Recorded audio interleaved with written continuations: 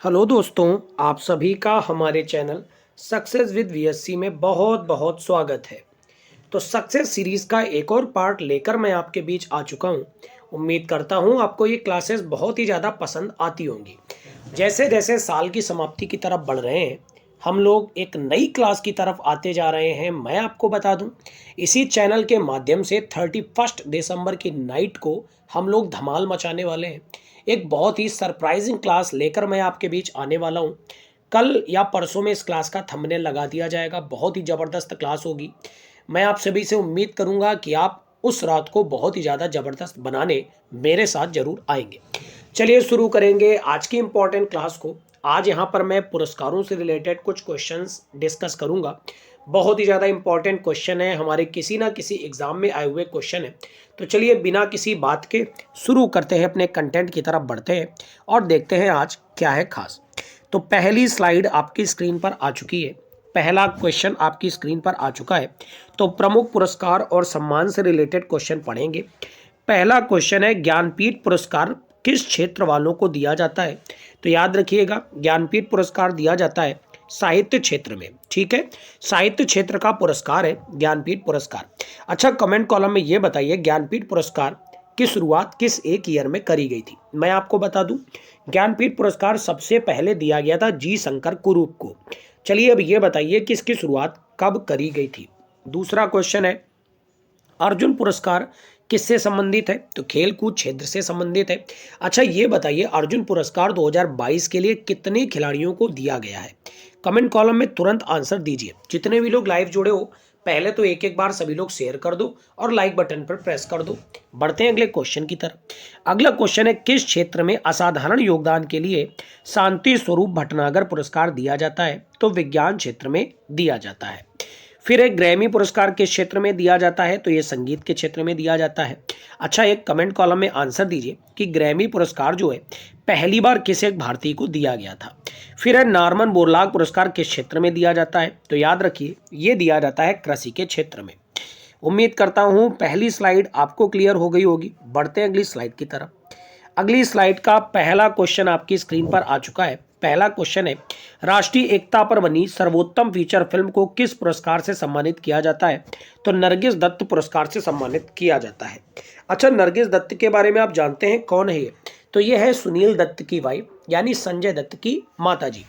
फिर Ramon Magsaysay पुरस्कार किस देश द्वारा प्रदान किया जाता है? तो याद रखिए, फिलीपींस देश द्वारा प्रदान किया जाता है। अच्छा ये बताइए आप कमेंट कॉलम में, फिलीपींस से किस प्रकार से रिलेटेड है रेमन मैग्सेसे? वहाँ के राष्ट्रपति रह चुके हैं, या फिर वहाँ के प्रधानमंत्री रह चुके हैं, या फिर वहाँ के कोई समाज सेवी व्यक्ति हैं? कमेंट कॉलम में आंसर करिए। फिर है, पुलित्जर पुरस्कार किस क्षेत्र में प्रदान किया जाता है? तो पत्रकारिता क्षेत्र में प्रदान किया जाता है।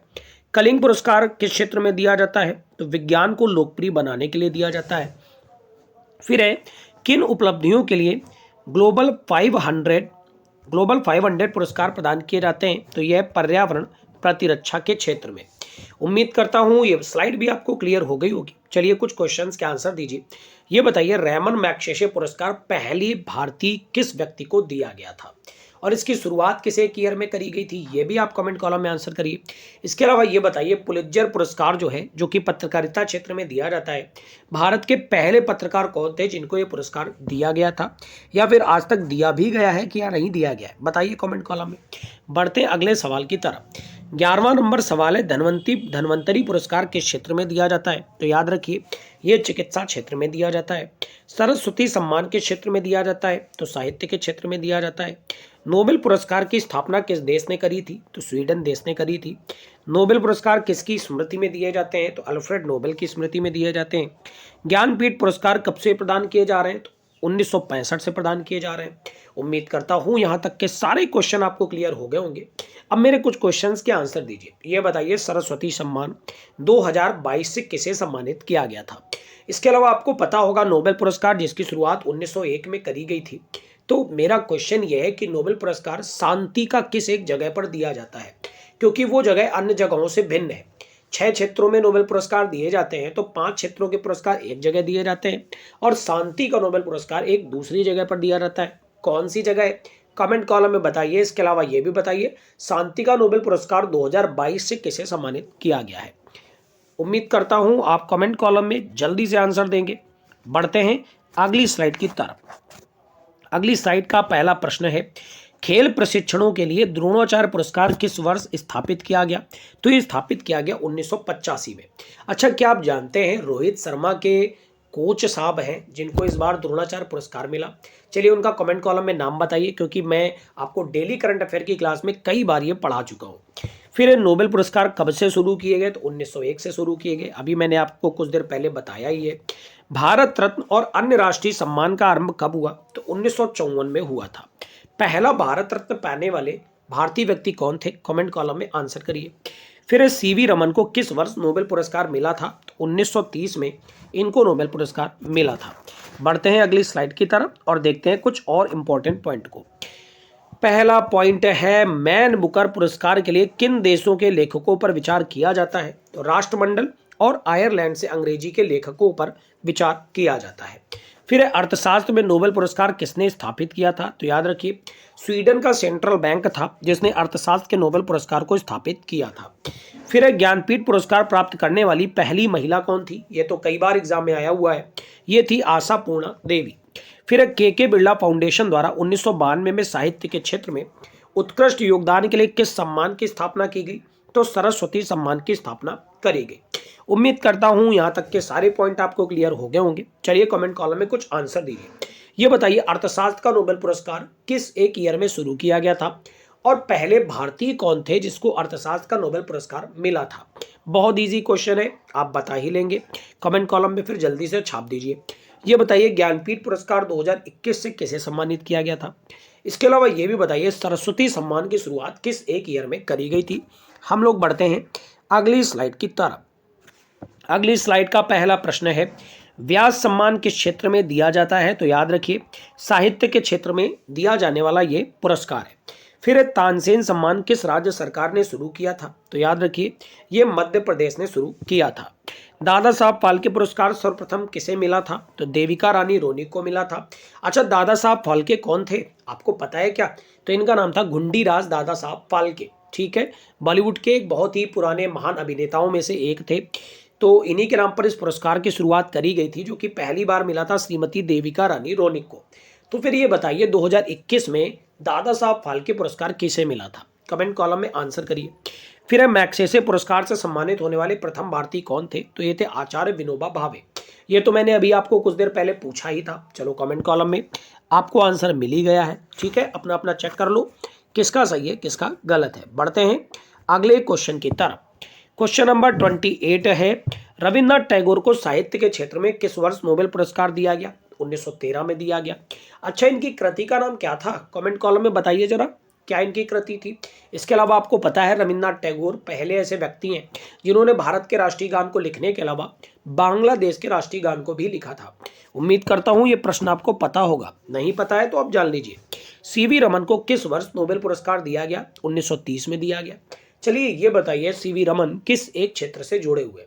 फिजिक्स से जुड़े हैं कि केमिस्ट्री से जुड़े हैं, मेडिसिन से जुड़े हैं, या फिर साहित्य से जुड़े हुए हैं, या फिर शांति क्षेत्र से जुड़े हुए हैं? बताइए जल्दी से। प्रोफेसर अमर्त्य सेन को किस साल अर्थशास्त्र का नोबेल पुरस्कार दिया गया? 1998 में दिया गया। मैं आपको बता दूं, ये पहले ऐसे व्यक्ति थे जिनको अर्थशास्त्र का पहला भारतीय नोबेल पुरस्कार मिला था। ये क्वेश्चन मैंने आपसे अभी कुछ देर पहले पूछा भी था। ठीक है, फिर है, सुब्रमण्यम चंद्रशेखर को किस क्षेत्र में नोबेल पुरस्कार मिला था? भौतिकी क्षेत्र में मिला था। आप कमेंट कॉलम में आप ये बताइए कि सुब्रमण्यम चंद्रशेखर को जब पुरस्कार मिला था तो कौन सा ईयर था? अर्थशास्त्र के क्षेत्र में नोबेल पुरस्कार किस वर्ष से प्रदान किए जा रहे हैं? तो 1969 से प्रदान किए जा रहे हैं। ये भी क्वेश्चन मैंने अभी आपसे कुछ देर पहले पूछा था। चलिए बढ़ते हैं अगली स्लाइड की तरफ। 33rd नंबर क्वेश्चन है, एशियाई नोबेल पुरस्कार के नाम से किसे जाना जाता है? तो ये जाना जाता है रैमन मैग्सेसे पुरस्कार को।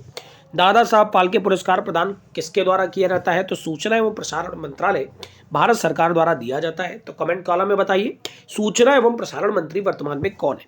ऑस्कर पुरस्कार प्रदान किया जाता है किसके द्वारा? तो national academy of motion picture arts and sciences के द्वारा। फिर एक ज्ञानपीठ पुरस्कार प्राप्त करने वाले पहले हिंदी लेखक कौन थे? तो ये थे सुमित्रानंदन पंत। उम्मीद करता हूं ये सारे पॉइंट आपको क्लियर हो गए होंगे। बढ़ते हैं आखिरी स्लाइड की तरफ। आखिरी स्लाइड का पहला प्रश्न है, ज्ञानपीठ पुरस्कार प्राप्त करने वाले पहले हिंदी लेखक कौन थे? तो ये तो मैंने आपको बता दिया, सुमित्रानंदन पंत। सरस्वती सम्मान के प्रथम प्राप्तकर्ता कौन थे? तो ये हरिवंश राय बच्चन थे। आपको पता है मधुशाला बुक किसने लिखी है? अगर आपको पता है तो कमेंट कॉलम में बताइए। भारत रत्न से सम्मानित प्रथम व्यक्ति कौन थे? तो डॉक्टर एस राधाकृष्णन। आपको पता होगा, अभी कुछ देर पहले मैंने आपसे क्वेश्चन पूछा भी था। मरणोपरांत भारत रत्न पुरस्कार से सम्मानित पहले व्यक्ति कौन थे? तो लाल बहादुर शास्त्री जी थे। इस स्लाइड का आखिरी क्वेश्चन है, भारत रत्न से सम्मानित प्रथम विदेशी नागरिक कौन थे? तो one of the most important question for all exam, ये थे खान अब्दुल गफ्फार खान। उम्मीद करता हूं आपने बहुत अच्छे से इन 10 से 12 मिनट की क्लास में 40 क्वेश्चन कंप्लीट कर लिए होंगे। बहुत ही जल्द एक ऐसी ही क्लास मैं आपके लिए लेकर आने वाला हूं, तो 31 की नाइट को जोड़ना ना भूलें। और अगर आपको वीडियो अच्छा लगे तो लाइक करें, दोस्तों के साथ शेयर करें और चैनल को सब्सक्राइब करें। Thank you everyone, God bless you all.